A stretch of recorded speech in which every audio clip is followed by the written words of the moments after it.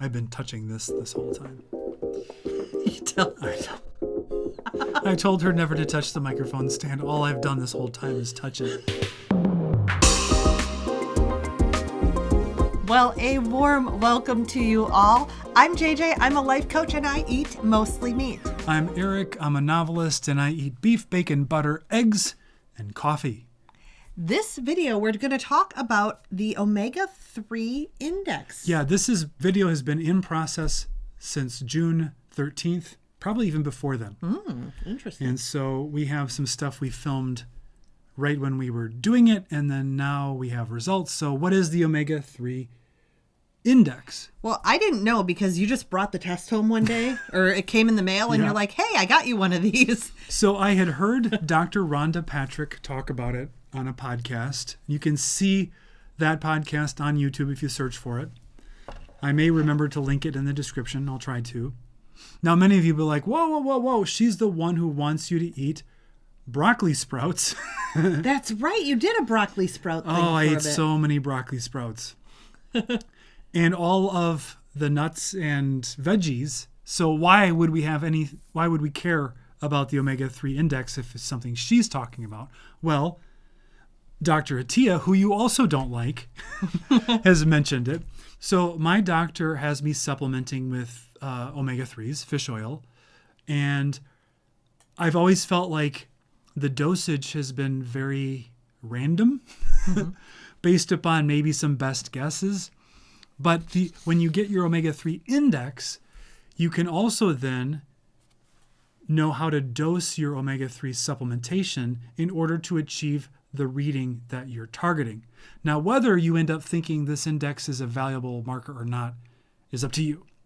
But the individuals who developed it found that so much research was showing that those individuals who had higher levels of omega-3s had less heart attacks and generally overall lower mortality.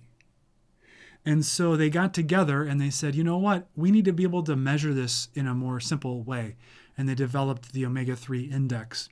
And it's available from omegaquant.com in the United States. And there's another one in Europe, and I will try to link that in the description.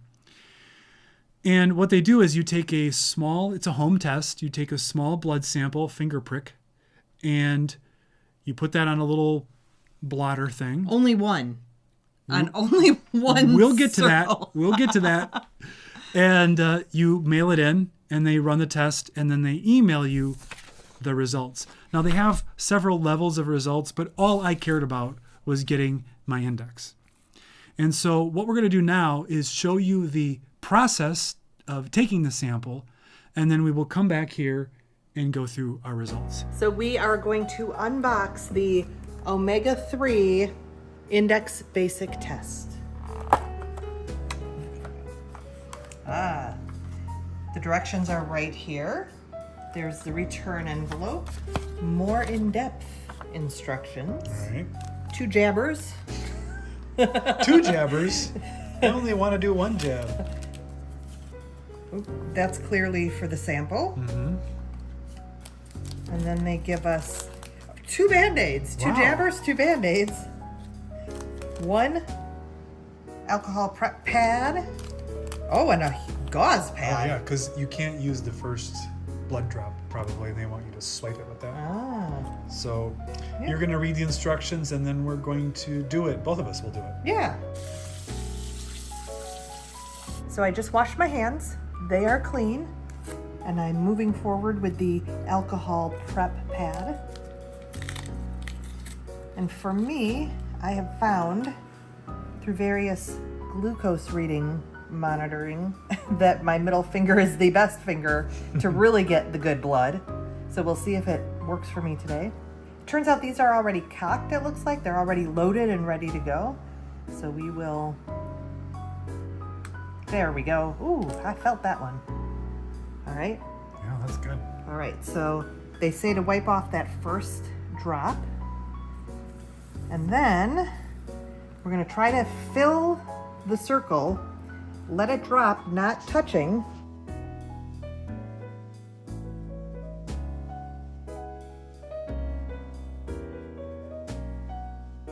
All right, now wait, we want to see.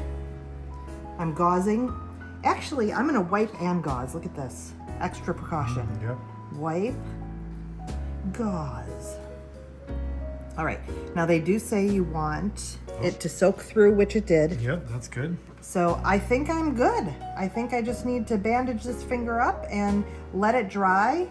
I already registered this online, following the instructions with the barcode, and yeah, let it dry, fold it up, send it in.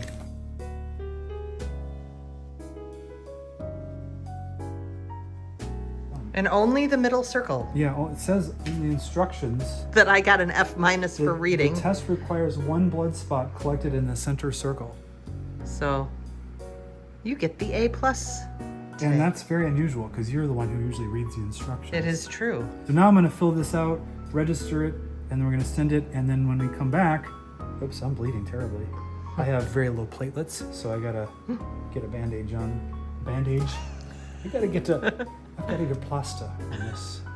Immediately. Even though I did the test completely wrong, and I, the reader of all instructions, did not read the instructions correctly, they still processed my test. Yeah, I think it's because the blood was in the spot they needed it to be in. It was all over. And having blood all over the place outside of that spot didn't matter. But we had some concern that maybe they would reject it. Yeah, and then I'd do it again. No Yeah. big deal.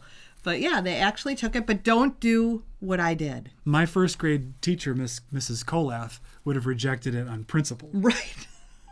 So, all right. So we're going to look at my results. So I'm going to put this up there. My omega-3 index is 8.47, and you can see that it's in the green range, which is the desirable range. And my memory is that I think both Rhonda Patrick and Dr. Attia thought targeting an 8% was ideal.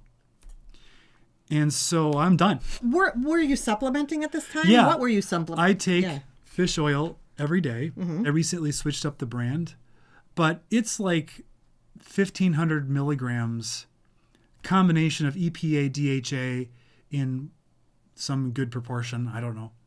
And I take that twice a day. So for a total about 3,000 milligrams. Okay. And that's keeping me at 8% in addition to whatever omega-3s I happen to get from eggs and meat. Generally I don't eat fish at all. Maybe the occasional tin of sardines, but not enough to make a difference. And the omega-3 index is very much like an A1C. It's representative of sort of the general long-term state of your omega-3. It's measured in the red blood cells, and that correlates pretty well to the levels in the cells of the body, with the exception of the brain, which is mostly DHA. And so, but if you think omega-3s are important, it's better to, if you're supplementing for sure, at least get them to where some science is showing it is beneficial. The same doctor that has you supplementing a random amount, right? Yeah. I think it's the same doctor. Yep. Okay. Has me taking none. Why? And I'm okay with that. I've been okay with that because I tend to have it sounds counter, but I tend to have some inflammation, some C-reactive protein inflammation all the time is above 1. Mm-hmm. It's just always above 1. And we were wondering if it might be due to an inflammatory response to fish oil. I have never tolerated fish at all in my life. It has been the one food that my mother didn't even make me eat when I was a kid because I just throw it right up. So I have not been supplementing at all. And my omega-3 index came back at 3.47. So not even in the orange middle ground. You're firmly in the red danger zone. I am firmly in the danger zone. And I do not, obviously I don't eat fish either. Right. I cannot. And you don't eat eggs very much. Not too much. I like eggs fine for breakfast, but I don't eat breakfast, so I don't eat that many eggs. Yeah. Yeah. So that's what you get. You get a 3.47. At least I get that. Yeah. So are you motivated to change this? Are you skeptical, or are you just like, whatever, I'm not bothering with the fish oil? Well, I'm skeptical, and I'm supplementing because I'm a straight A student. And so I don't like to see any results in the red overall. Although you've said before I don't tend to freak out about tests. That's true. But it's a quandary for me because I'm willing to do an experiment and see if my CRP changes at all. That's fine. I'm very skeptical of fish oil in general and how rancid it might be, and the deodorizing process and just everything that goes along with refining it and distributing it. So I have skepticism. Well, the only answer I have to that problem is where to source really good fish oil supplements. And there is a third-party standard that will test these, and I don't remember what it's called because I'm not prepared. I think I just ended up ordering the one that Rhonda Patrick takes or something like that. But we're not here to recommend supplements. I don't have any fear of the rancidness of it because I think I'm buying a good source, and I keep it in the dark. Well, it just smells like fish. Well, that's the thing is mine don't smell like fish. I don't get any fish burp. Yeah, I never had that issue. I don't have any of those issues. I have supplemented in the past. Yeah, I never had that. So what I did, do you want to know what I did? Yeah, what did you do? Well, Omega Quant does recommend an amount to take every day. You said that was one of the reasons you liked this type of testing, is you aren't just shooting fish in a barrel, is that? I don't know. No, that's easy to do. No, that's easy. Shooting in the dark.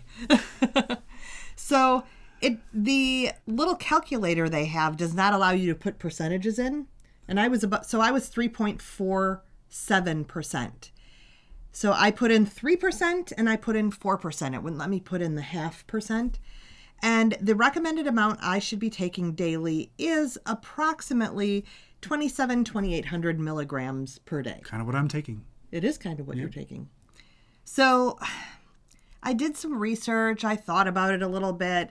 I ended up going with a cod liver oil, Carlson's. Again, I'm not recommending anything. I went with that. They seem to get good reviews and good scores on their purity and all that sort of thing.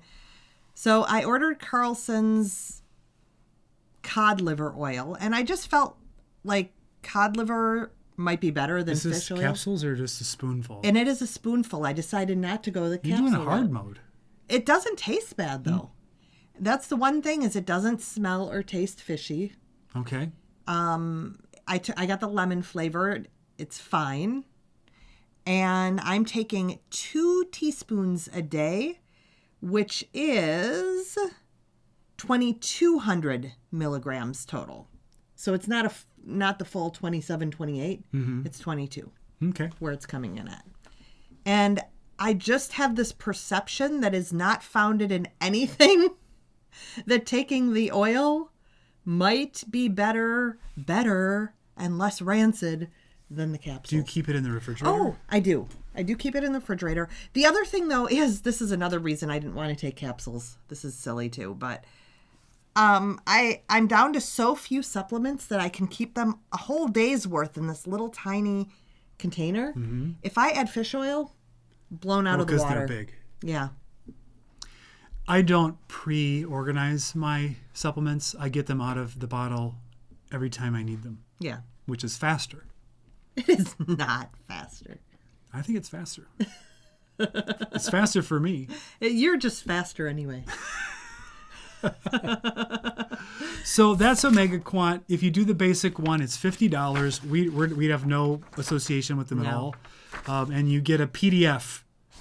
And on the back of it is different types of seafood and how much EPA, DHA are in them if you want to do it through diet. So that would be the alternative to taking the supplement. But we're not. That would be the proper human diet, to do it that way. Yeah. But I can't. I just can't do it. And I don't want to. And I'm Scandinavian. I don't know why my body doesn't like the fish. I don't know either. And Northern European. I should love the fish, but I don't like the fish. I like sushi.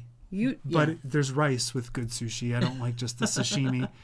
So, plus you got to dip it into soy sauce, which is definitely not on plan. Mm-hmm. So I'm planning to retest here. What do they say? 2 to 3 months? 3 to 4 months. 4 months. So I'll give it a go, and I will retest and see what happens. And also, I guess keep track of my CRP, which again, I know is a rando sort of blood marker that could signify anything. So on our last video, we talked about our day that was off plan. Mm-hmm. How have you been doing since then? I've been touching this whole time. I I told her never to touch the microphone stand. All I've done this whole time is touch it.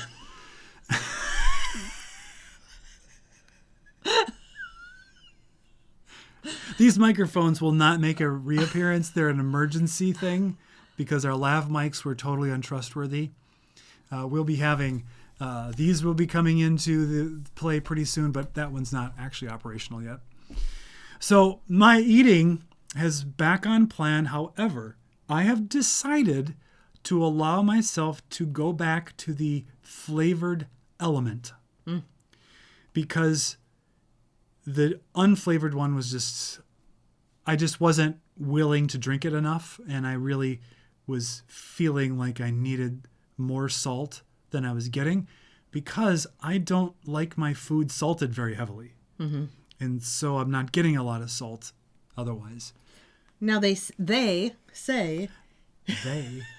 that you salt to taste and that should be the right amount for your body. Yeah, they say. But you were having effects. I was. And I think it's because it was very hot. I was outside working. I was sweating a lot. I was losing a lot of salt and liquid. And no way could I replace that through how I was salting my food because I already don't want to eat any of the food that I have. So I tend to be slightly under eating some days, especially if it's super hot.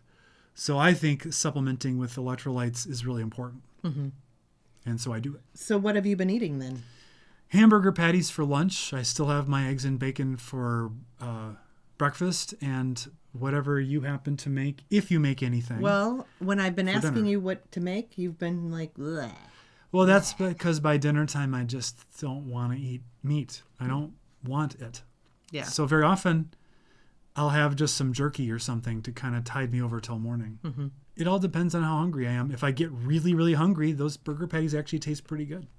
Today, I experimented with making a butter sauce to put on my burger patties. I asked ChatGPT, I said, I can't put any sugar in it. So how can I, and it said, melt some butter, put a little apple cider vinegar in it to give it some tang, put some herbs in it of your choosing, and whisk that all together, and put a little bit of Dijon mustard in. Mm-hmm. And so I did that, and it was absolutely wretched. Yeah, that doesn't sound good. It was horrible. Plus, it was liquid butter, and so it's hard to get that in because it just kind of drips off of the beef patty. I need it to be solidified. The mustard is supposed to actually help it to come together. It didn't. I had the word just a moment ago. Emulsify. Yes, that's it. Yeah. The vinegar wasn't terrible because I put just a splash in because I don't like apple cider vinegar. So, I tasted it as I kind of mixed it in the pot, and I was like, it tastes okay. I mean, it doesn't taste terrible, but it didn't combine with the hamburger patty into something that I would repeat. No.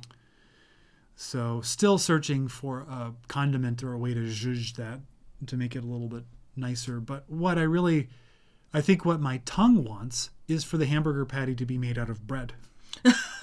And it isn't. No. So that's never going to happen. I've been back on plan as well, except today was my luncheon date with my friend, and it was a rainy day, and we had to keep our kids occupied. So we ended up at the pizza buffet in town. No. Which means salad for me. Because they have a salad bar. Yeah. So it was You just ate salad. A ton of toxic greens. I know, Alan. I know. You're going to be filled with oxalates and I know. Other anti-nutrients. I'm really curious, though. I want to see tomorrow how I feel, if I have any. Yeah. Like, I really want to pay attention to if my mood shifts, because I feel like I might be seeing a correlation between those salad days. And salad days are supposed to be good. Yeah. And I have to say that, I'm eating their dressing, so that's not great No, because that's just seed oil central right there. It is. It is. So, do you have a pizza ranch where you live? Because it's a new innovation around here in the past, decade or 15 years? Yeah. And there wasn't one super close by. And when our daughter was very little, she loved to eat pizza with no toppings or the crust. So basically, she just liked bread that had a little bit of sauce on it. And so we would go to Pizza Ranch, and the effects of pizza on my body were astonishing. I would leave there. Of course, I'd eaten too much, but my abdomen would just swell and inflate hugely. Yeah. They do have fried chicken, too. Well, who wants that at a pizza ranch? But it was fascinating because my friend and the kids were marveling at how you can be totally full, totally done, and then if they bring out a pizza that seems appealing, you somehow find the space for that next slice. It really does not allow the satiety signals to work. And I remember that very well because they had dessert pizzas. That's true. That I really liked. And so I would eventually be over there and I'm like, oh, I've got to have some of this. And then I'd finish off a little dessert pizza, which had, it was a lot of sugar in it. And I'm like, oh, I really, really don't want to leave here without having more of that. And then they had this stupid soft serve ice cream machine, and that wasn't even good, and I would eat it. I just want to get my money's worth. And the pudding. Was there pudding? You would go for the pudding as well. Oh, I kind of remember I think that. You'd mix it with your ice cream or something. Oh, so stupid. And, I would feel just grotesque after that frenzy of feeding my face. But I'm not tempted to go to Pizza Ranch at all. No, it opened in our town, and I've gone with that family a few times now, but we've not gone at all. That wouldn't even cross my mind. No. But why don't they make a meat ranch? Oh. That actually makes more sense. You don't find pizzas on ranches. You have a point. They should have a meat ranch where you go in and it's just section after section of meat with no sauces. Well, and now that you come to say that, the artwork and everything is all cowboys and things in there. It makes no sense. No, it does not make sense. It does not. But so I did have salad. I'm actually kind of full because meat doesn't leave you feeling bloated generally. But I've got salad bloat. Salad No, bloat. It's not a bad bloat or anything, but I feel full. I don't feel like I need any more food today. I think I'm done. Well, I'm hungry because all of my butter sauce dripped off of the meat, and so I didn't get much of it in, and so therefore I didn't get enough fat. And so I need some because I had a workout that I did not enjoy today, but I did it. And I was starving afterwards. Yeah. Well, I have a filet. That's not fatty. I'm not saying that. But I keep trying to feed him this filet. I don't want the filet. What else do you have? A strip steak. I'll have a strip steak over a filet. Even though I tend to like fillets better, but I just don't want a filet. I don't want that flavor. Huh. I better freeze that, baby. I'm fickle for fillets and strip steaks. What did we say at one of these? You are... phasey. So maybe are you out of your filet phase? I didn't enjoy the filet phase the last time I was having them. So I don't think that was a very solid phase for me. Oh, because all you wanted was pork tenderloin and filet. When you say want, you're way overstating it. I don't want any of this. Yes. Other than my breakfast. I love my breakfast, but I don't want to eat that 3 times a day because then I get really sick of it. Okay. Plus, breakfast has to have coffee with it, and I can't be having coffee at dinner time. No. Or I'll never sleep. However, as I mentioned last time, My sleep has been pretty good and pretty consistently good. Cleaning up my diet may have been the key to unlock better sleep. But it would